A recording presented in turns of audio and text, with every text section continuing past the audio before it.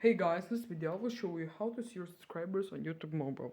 So if this video helps you subscribe, it's really simple. So first of all, if you're on Android, open up Play Store, and if you're on App Store, open up Apple, open up App Store. If this video helps subscribe, click on search here as you see. Click on it, then click on search apps and games. Now what we want you to search for is YouTube. We need to make sure it's updated. And click on make sure it's updated. If there's only an open option, that means updated. So open it up, but it's updated. Now it should look something like this for you.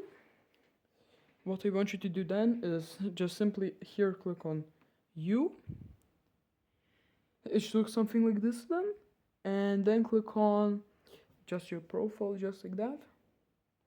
And then click on here, see your subscribers.